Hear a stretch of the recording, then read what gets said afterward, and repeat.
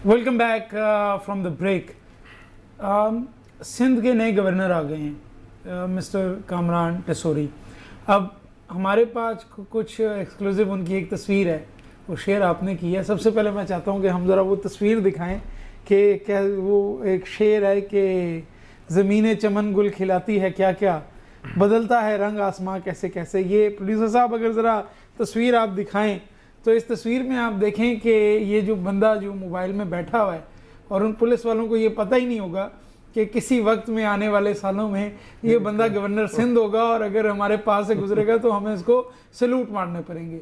लेकिन उसके बाद इस तस्वीर का जो कॉन्सिक्वेंट हुआ था वो ये हुआ था कि कामरान टसोरी साहब यहाँ से फ़रार हो गए थे किसी तरह, और पुलिस रिपोर्ट में ये बात जो है वो सामने भी आई थी कि कामरान टसोरी साहब पुलिस कस्टडी से भाग गए हैं। इसके अलावा जो कामरान टसोरी साहब हैं वो बड़े यानी एक मशहूर शख्सियत रहे हैं। इट वाज अ सरप्राइज़ कि वो गवर्नर सिंध आए हैं, क्योंकि एक तो आपने तिजोरी हाइट्स का सुना हुआ होगा, तिजोरी हाइट्स की डेमोलिशन का ऑर्डर जो है वो दिया honourable supreme court of Pakistan ने। तो हमारे जो गवर्नर साहब हैं उन्होंने एक कम्युनिटी प्लॉट के ऊपर पूरी बिल्डिंग भी खड़ी कर दी थी। वो बिल्डिंग अब सुप्रीम कोर्ट ऑर्डर्स के मुताबिक डिमोलिश हो चुकी है। तीसरी बात ये थी कि जिस वक्त सेनेट का टिकट कामरान टसोरी को फारूक सत्तार ने देने का फैसला किया था, तो पार्टी ने फारूक सत्तार को ही उठा के, हालांकि वो एक डिप्टी कन्वीनर थे, लेकिन एमक्यूएम ने फारूक सत्तार को ही उठा के बाहर फेंक दिया था। और कामरान टसोरी बेचारे जब फारूक साहब मिलने गए थे बहादराबाद, तो कामरान टसोरी साहब भी पहुंचे थे, तो उनको दफ्तर के अंदर आने की इजाज़त नहीं मिली थी, वो बाहर ही खड़े रह गए थे। लेकिन इतनी तकलीफ़ें काटने के बाद, इतना सारा कुछ करने के बाद वो डील करते हैं सोने के अंदर, और बेसिकली तो वो एक he is a trader of jewellery, तो वो ऑर्नामेंट्स में डील करते हैं। इतना सब कुछ सहने के बाद वो कहते हैं ना कि 100 सुनार की और 1 लोहार की, तो ये सुनार ने 100 दफ़ा जो मारा वो 100वीं दफ़ा लग ही गया, और आखिरकार जो किसी ने नहीं सोचा था वो हो गया कि कामरान टसोरी जो हैं वो गवर्नर सिंध बन गए।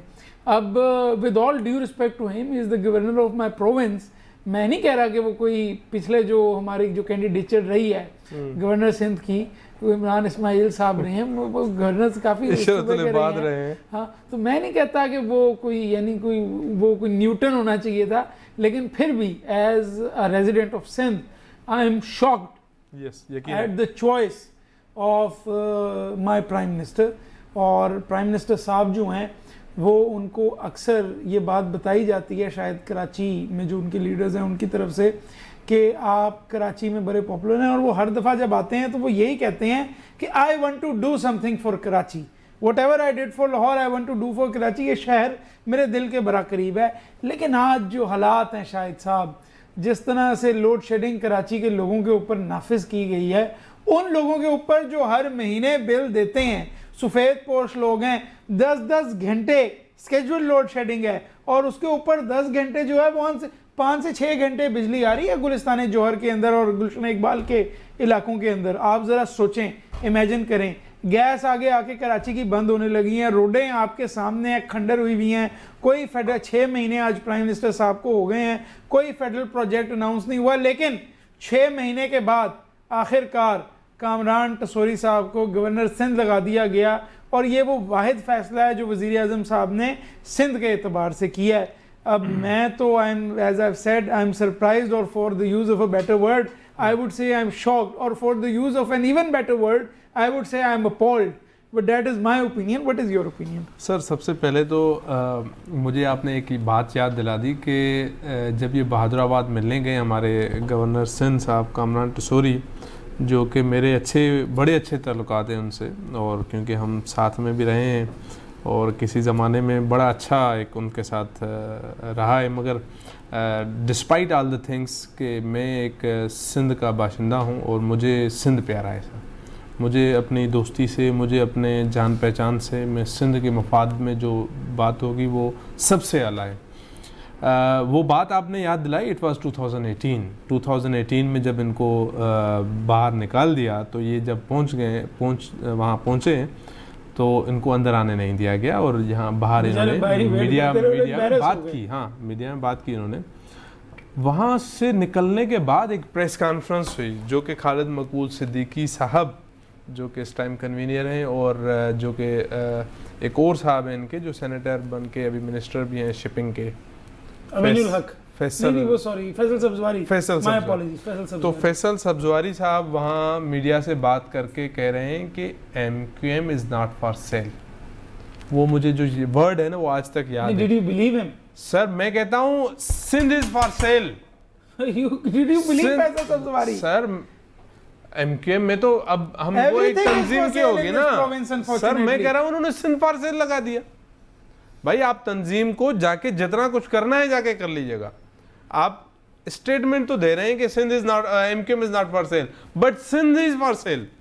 कि आपने जो भी तिजोरी हाइट्स वाला आ जाए या तिसोरी गोल्ड वाला आ जाए, आपको जो भी दे वो उसके हिसाब से आप उनको बना दे गवर्नर। अब सर मज़े की बात यह है कि ये जो गवर्नर है ना सर, ये यूनिवर्सिटीज़ को भी देखते हैं।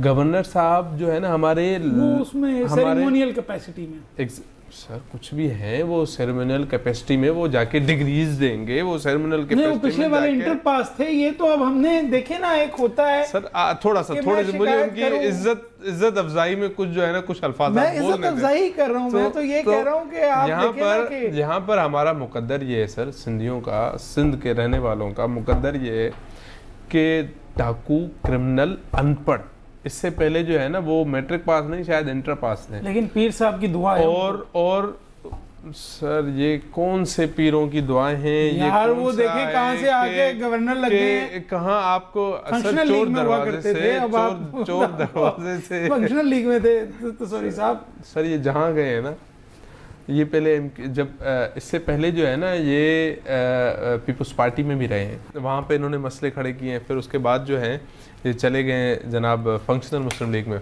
जैसे ही वहाँ आ गए वहाँ पे जो है ना पूरा बिगाड़ हो गया। फिर जब MQM में गए तो फारूक सत्तार की इतने 30-35 साल बचपन से जो उनकी मेहनत थी वो उठा के टिश्यू पेपर की तरह बाहर निकलवा दिया उनको। तो ये जहाँ पर भी गए इस तरह किया। अब मेरे सिंध का अल्लाह खैर करे कि ऐसे लोग आएँ हमारे, मैं अपने फ्यूचर के लिए, मैं अपने सिंध के फ्यूचर के लिए सोचता हूँ कि ऐसे लोग हमारे गवर्नर बनेंगे, ये लोग हमारे कॉन्स्टिट्यूशनल काम करेंगे, ये लोग हमारे कानून पे सिग्नेचर करेंगे, ये लोग हमारी जितनी भी सिंध असेंबली से कानून बन के जाएगा उन पर सिग्नेचर ये करेंगे। ये हमारा मुकद्दर है, जिनको 2008 में रिपोर्ट है जो मैंने अभी आपको तस्वीर भेजी, वो भागे हुए हैं, एब्सकंडर थे, पुलिस से भाग गए। जो वो केस कैसा भी था, वो जुल्फकार मिर्जा ने बनाया था, वो गलत नहीं, वो एक अलग बात है, वो गलत या सही, लेकिन आप नवाज शरीफ भी भागे में, अब इसमें कौन सी बात है? यहाँ अगर आप भागेंगे मतलब आप तो ही तो आपकी इंपॉर्टेंस आएगी। अच्छा, मतलब टाइटल बन रहा है आपका, आपकी CV जो है वो जनरेट हो रही है। आप अभी तक नहीं भागे, मैं अभी तक नहीं भागा, इसलिए हम बैठ के बातें कर रहे हैं। अगर हम भी कोई भाग गए होते 2-3 दफा तो हम भी शायद कोई गवर्नर शवर्नर कोई मिनिस्टर कोई इधर ही होते। तो ये जुल्म है सर हमारे सिंध के साथ। और मैं कहता हूँ कि MQM तो अब रात को आपको पता चला होगा या नहीं पता चला, वो भी मैं आपको वीडियो अभी भेज देता हूँ। जैसे ये मैंने तस्वीर भेजी ना, अभी वीडियो और भेज रहा हूँ मैं आपको। वो पूरे MQM के लोगों ने जाके धावा बोल दिया बहादुराबाद के। तो क्या करेंगे वो MQM तो वो लोग वो मकसद, हाँ कि यकीनन कि भाई आप जितने लोगों की तंजीम की कुर्बानियाँ थी। अच्छा मज़े की बात ये है कि सर ना सिर्फ MQM नहीं कुर्बानियाँ ली हैं, मुस्लिम लीग नून क्या कर रही है सर, मुस्लिम लीग नून क्या करे, PTM ने क्या किया? आपने देखो इमरान खान को, मैं कहता हूँ कि ये सब बुरा भला कह रहे थे। इमरान खान वो वाहिद शख्स है जिन्होंने इनको गवर्नरशिप नहीं दी। कब से लेके इनका गवर्नर इनका होता था, वाहिद इमरान की हुकूमत आई, जब इनके साथ कोलिशन थी तो उन्होंने गवर्नरशिप नहीं दी। दूसरी चीज़, वाहिद इमरान खान की हुकूमत थी कि इनको मिनिस्ट्रीज बेहतर नहीं, इनके पास गवर्नर नहीं है, वो MQM का गवर्नर नहीं है सर। देखें वो गवर्नर है कहीं और का। हाँ दैट आई नो, रास्ता कोई और है, दैट आई नो। और आज तो फिर आज स्टेटमेंट आ गया ना प्रेसिडेंट अलवी साहब का कि ये जो MQM वाले मीडिया को बता रहे थे कि हमने 2 नाम भेज दिए थे, वसीम साहब और इनका, और एक नाम जो है ना वो हो गया। उन्होंने कहा मेरे पास नाम ही एक आया है। तो ये तो सर सबको पता है कि ये कहाँ से आए हैं, और जो ये खुद कन्वीनियर और डिप्टी कन्वीनियर और फैसल कहाँ से ये आए सब जरा आप खुल के बताएं ना सर, जहाँ से मैं कहता हूँ कि जहाँ ताल्लुकात बनाने चाहिए जो हम नहीं बनाते हैं, जहाँ से सब कुछ आता है, जहाँ से सब कुछ आता है, इस बात पे जरा ब्रेक ले लेते हैं, टेक अ ब्रेक।